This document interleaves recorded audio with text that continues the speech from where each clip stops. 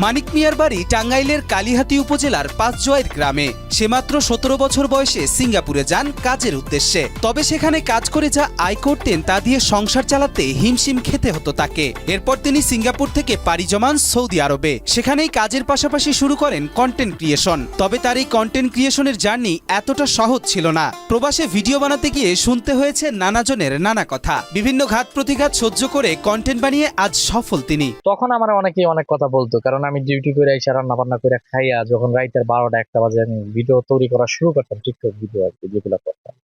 আমারও অনেক বাংলাদেশি ভাই বোনেরা তারা আছে, এবার এইভাবে এত রাইতে ডিউটি করে এসে ভিডিও বানা, এবার তুই তো পাগল হয়ে যাবে 2 দিনে।